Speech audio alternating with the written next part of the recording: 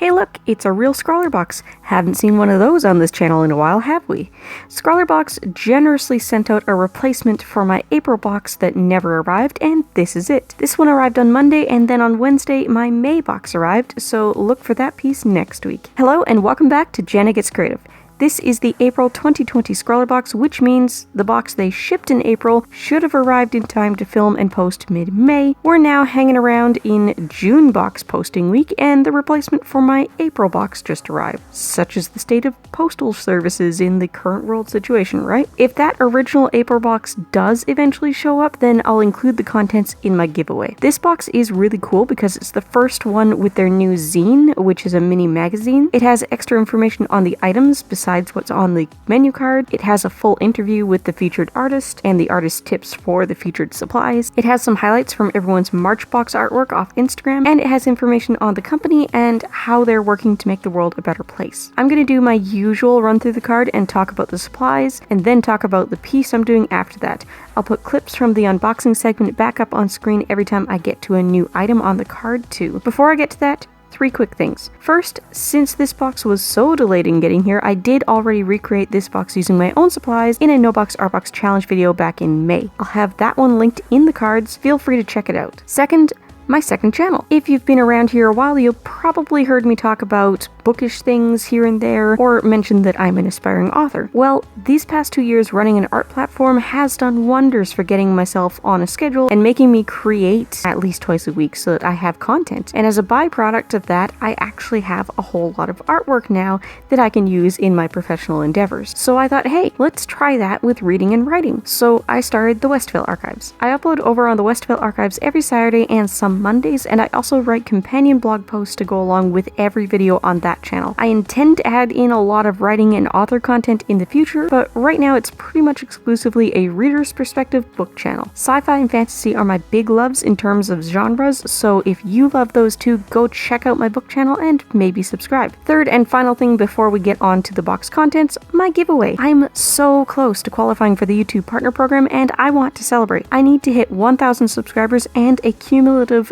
4,000 hours of watch time on my videos in the last 12 months. Once I get there, I'll open my giveaway. All you have to do to be eligible for entry is be a subscriber, age 14 plus, and live in a country that can accept mail from Canada. You do also have to be willing and allowed to give me your mailing address if you win. I'll be giving away a whole bunch of art supplies and a small original artwork to one lucky subscriber. So if you want a chance to win, make sure you're subscribed, and if you want it to happen as soon as possible, make sure you're watching all the way through to help me meet that watch time requirement. Alright, now that we've got that out of the way, let's finally talk about the box. The featured artist is Angelica Shute, and you can go back and pause on the part where I showed the back of her print and read her bio and grab her links. The sticker is particularly cool in this box because it's a really interesting crop of the face in the print, and they've transitioned the stickers to being just coated paper rather than plastic, so they're more environmentally friendly. Thanks to the zine, we actually get more information on the candy than the usual vegetarian suitability warning. This is a Walker's Soft Eclair candy, gluten and gelatin free, and it says the flavor is banana split. I typically don't like banana flavored candy, but this one really didn't taste like banana at all. Either type of banana. It was really mild and pleasant. Fun fact about banana candy flavors, they actually do taste like real bananas. The problem is the bananas most of the world is eating these days is the Cavendish, and that doesn't taste like the bananas we were all eating half a century ago when the banana candy flavor became standard. That was the Gros Michel. In the 1950s, a wilting disease among tropical plants called Panama disease started to wipe out the banana plantations, and because all the trees were genetically identical, the Gros Michel was all but extinct within a decade. The Cavendish bananas we eat today are the species that was able to grow in the same fields and resist Panama disease. Unfortunately, even the Cavendish is starting to fall victim to the wilt in the last 12 years,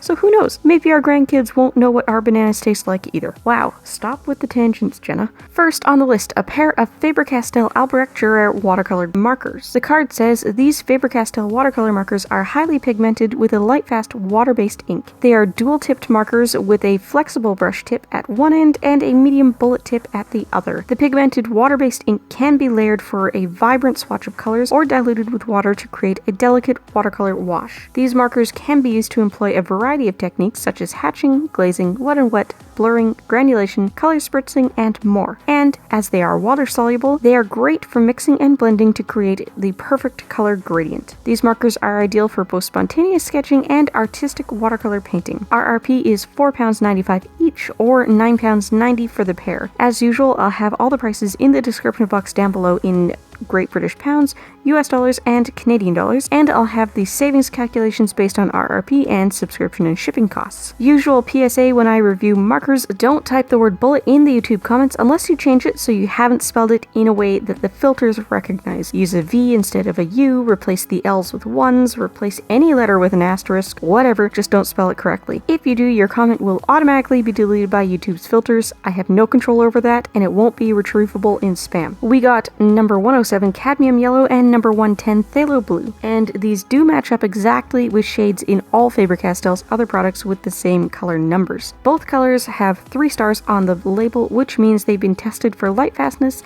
and fall into a 7 or 8 out of 8 on the Blue Wool scale, and will last at least 50 years under museum conditions without fading or shifting. That rating is probably for applying the ink directly to the paper and using it as is, or dissolving with sterile distilled water. Tap water is going to have different effects on those ratings depending on where you live and what's in your tap water. I love these markers, and I'm not surprised by that. I love Faber-Castell's products, and I've been in love with proper artist-grade watercolor markers ever since a Sketchbox sent me a Winsor Newton watercolor marker back in late 2018. These are definitely a welcome part of my collection, and I would be interested in getting more colors. Item number 2 is 3 Faber-Castell Albrecht Dürer Magnus watercolor pencils. The card says the Albrecht Dürer Magnus pencils by Faber-Castell are watercolor pencils with extra thick 5.3mm lead, so they are ideal for covering large areas. They are highly light-fast and create a soft but saturated laydown of color. The satisfyingly chunky barrel enables for hours of fatigue-free use. These pencils are enriched with high-quality materials, which are combined with Faber-Castell's experience and expertise in art supplies to produce unsurpassed watercolor effects. The pigment coloration can also be transformed with a bit of water to create a brilliant wash of color. RRP is £2.95 each, or £8.85 for the 3. These are exactly the same as the regular Albrecht Dürer pencils, just thicker. I showed one of my regular ones side by side for comparison, and since I have all the same colors, I can verify they are indeed exactly the same. I own the 36 set in the regular size pencils, and I believe you can get up to 72 at least in the regular size. I know the Magnus range is smaller. They've really been pushing the Magnus pencils. Every package of Faber-Castell pencils in any range I've opened in the last year and a half has had a pamphlet on these Magnus pencils. They're cool, but I honestly wouldn't have gone out and bought them since they're exactly the same as the regular pencils. Unlike some brands of watercolor pencils, these do dissolve completely and don't leave traces of your original pencil stroke if you don't intentionally leave them there. The colors we got are number 219 Deep Scarlet Red, number 165 Emerald Green, and number 177 Walnut Brown. These things are massive. I'm gonna have to sharpen them with a knife. I don't think they'll fit in the pastel pencil sharpener. Item number 3 is the ProArt Polar Series 31 round brush in size 7. The card says this polar brush range from ProArt offers the same performance you would expect from one of the leaders in brush making. This brush is ideal for use with all types of water-based paint,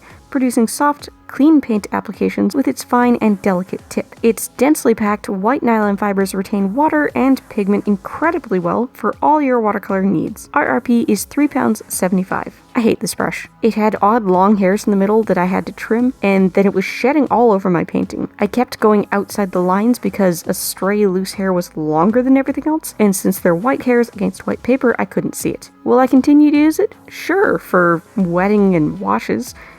Not for detail work. I don't trust it. Item number 4 is a Derwent sketching pencil in HB. The card says this professional quality graphite sketching pencil is the perfect instrument for all artists. It is perfect for creating bold line drawing and freestyle sketches. The rounded barrel is great for broad, sweeping strokes and is easy to sharpen for adding finer detail with break-resistant lead for long-term use. RRP is £1.69. I love Derwent's colored pencils, but not their sketching pencils. I don't like sketching with thicker pencils, and Derwent doesn't make anything a standard pencil width. These all require the wider hole on dual sharpeners. Also, just in general, I'm sick of receiving ordinary graphite pencils in these boxes. We have pencils. This box really could have benefited from a fine liner instead, or take that £1.69 and put it into the paintbrush budget. Finally, the included paper. Scrawlrbox watercolor paper 300 GSM cold press. The card says, this custom Scrawlrbox watercolor pad has been created especially for this month's box box and provides the perfect surface for all your masterful watercolor designs with enough sheets to test out the supplies and create an artwork or two every week until your next box arrives. Oh, if only that had been the case.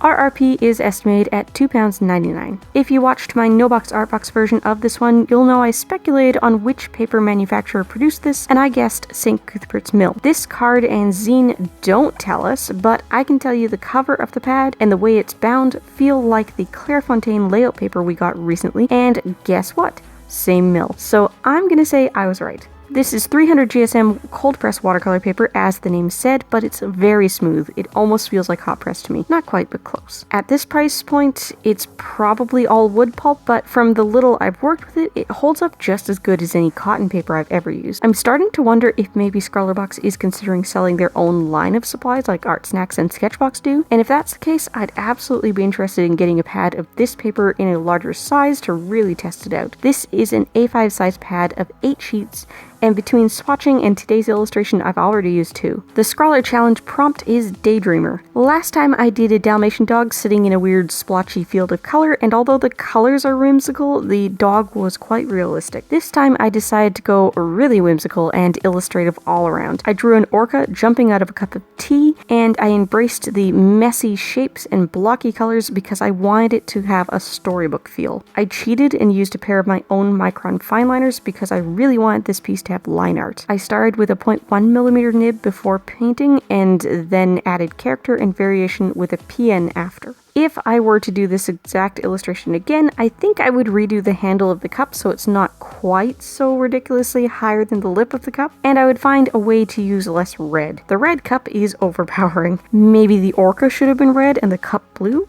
Let me know if you got this box or if you tried it no-box Artbox style, and let me know where I can see your work. Next week we'll have 3 videos since it's an Art Addicts Alliance week. If you're interested in drawing along with us or preparing an audition video, our theme is bad product designs. Tuesday and Thursday's videos, not necessarily in this order, will be the real May Scrawlrbox and the first of my character symbol series for the Savior Sister, and I'll be having you guys vote on which symbols move on to the refinement stage so I can reveal the best character symbols the week before TSS releases in late September. If you're looking for more to watch, I've got some suggestions up on the left side of the screen now, or you can click on the icon on the right to check out my second channel, The Westvale Archives. I upload art content here twice a week at minimum, every Tuesday and Thursday, and if you like living life creatively, whatever that means to you, I'd love to have you along for the ride.